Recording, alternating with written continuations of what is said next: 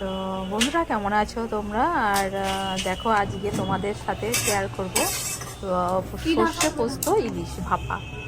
তো প্রথমে নিয়ে নিয়েছি আমি পোস্ত, দেখো পরিমাণ মতো, আর সাদা সর্ষে নিয়েছি। এখানে সাদা সর্ষে ব্যবহার করব, কালো সর্ষে দেবে না। কালো সর্ষেটা ভালো লাগে, বাট কালারটা যেন আমার মনে হয় সাদা সর্ষেটা বেশি ভালো আসবে।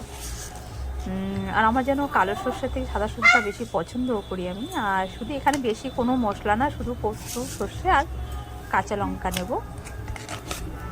আর এর মধ্যে একটুখানি দিয়ে দেবো কাঁচা লঙ্কা। দেখো আগে আমি না শুকনো অবস্থায় পোস্তটাকে পেস্ট করে নিয়েছি। শুকনো দেখবা পোস্ত শুকনোটা ভালো গুঁড়ো হয়। আর মশলাটা করে নিয়েছি, তো দিয়ে দেবো। দেখো মাছ দেখতে পাচ্ছ, এখানে কয়েকটা মাছ নিয়ে নিয়েছি আমি রিং সাইজের। আর ওর মধ্যে দিয়ে দেবো নুন, দিয়ে দিলাম। এবার পরিমাণ মতো হলুদ দেবো।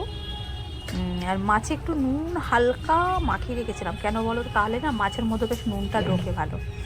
আর এই জন্য এখানে অল্প করেই দেবো নুনটা, খুব একটা বেশি দেবো না। একটু হলুদ দিয়ে দিলাম। এইবার দেবো তেল। আর ভাপা মানে তো সর্ষের তেল ছাড়া কোনো কথা হবে না। তো দেখো তেলটা একটুখানি দেবো, একটু বেশি দেবো তেল, আবার একদম কম হলেও ভালো লাগে না। সেটা মাখিয়ে নেবো একটু ভালো করে। এখনই দেখবে মাখাতে মাখাতে কালারটা এত সুন্দর এসে যাবে। এই দেখো, দেখেছো? যেই মিশালাম কালার চলে এলো। এই দেখো। তো এটাকে কি করবো, ভালো করে একটু মিশিয়ে নেব মশলাটাকে ভালো করে, যাতে মাছের মতো ঢোকে। আর বাটি ভাপা মানে জলের ওপর দিয়ে দেবো। তো কড়াইতে আমি কিছুটা জল নেব, জলটা একটু ফুটবে, খুব বেশি জল নেবো না, যাতে বাটির ভেতরে জলটা যাতে না ঢোকে। তো অল্প জল নেব। আর দেখো ভালো করে বেশ মাছটাকে আগে ভালো করে মাখিয়ে নিচ্ছি।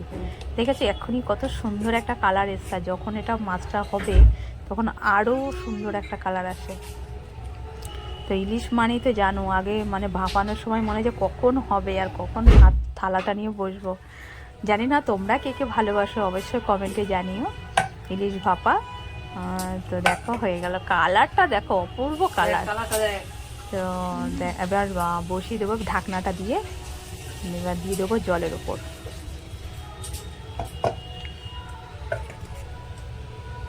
আর ইলিশ মাছটা না যত বড় হবে তত যেন আরও সুন্দর লাগে। তো এই ইলিশটা বেশি খুব একটা বড় নয়, 800 কি 900 মতো হবে। ঠিক আছে না? হ্যাঁ ঠিক আছে।